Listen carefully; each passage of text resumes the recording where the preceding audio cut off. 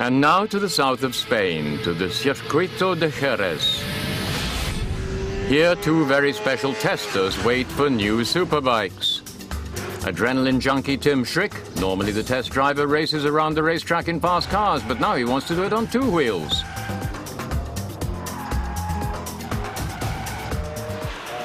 I was able to let my hair down with cars over the past few years, and now I have realized that it's fun to do something like that on a motorbike. But it's only the third or fourth time that I've actually been on a racetrack. That's why I'll start slowly. The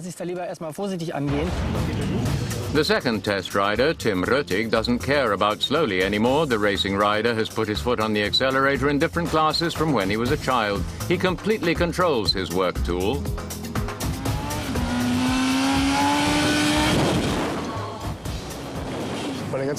With all those 1000cc motorbikes, I have to say that the engines are all bombs. They shift. You can hardly control it. It's great. It's fun. There's always power, no matter what situation you're in. With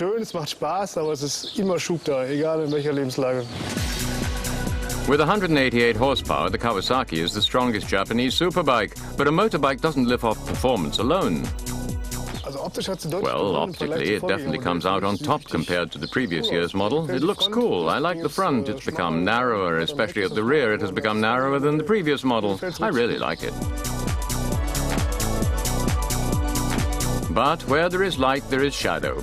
Despite improved handling compared to the predecessor, Tim has discovered a small weakness in the drive gear. When you're steering in, you can feel that the motorbike is significantly more willing to corner, and once in the corner it holds the line quite nicely, but you can't feel the front wheel very well.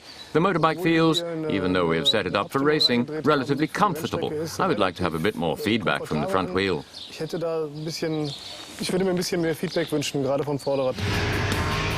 the Kawasaki model maintenance was still successful. You just feel it with every screw, at every angle of the motorbike, that it has become a lot more modern. The overall package is good. Compared to the previous model, it's a big step forward. Back to Jerez. My driving style on the racetrack has developed using 2 cylinders. I can handle that quite well now. But with 4 cylinders, it's a whole different ballgame. You have to adjust yourself to it. It is very, very, how shall I say, entertaining. Tim has handled the Fireblade from the start. It is also a sign of good manners of the machine, because even inexperienced riders are supposed to be able to handle a Fireblade and to enjoy the 178 horsepower without teetering on the brink of falling off all the time. However, only professionals should ride it to the max. The Fireblade drive gear is extreme. The engine is unbelievable, because even in the middle RPM range, that means at 8,000, 9,000 RPM, you can feel the bump. I have to say it did scare me a little bit, because the straights become rather short on a motorbike.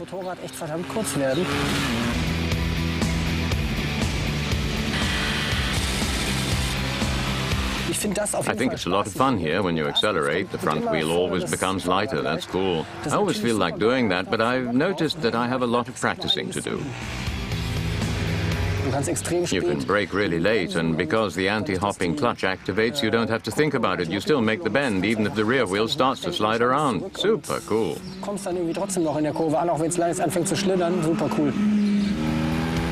The feeling for the pressure point of the front brake, it's a bit soft. I find this a bit strange. I like it when it's really dry.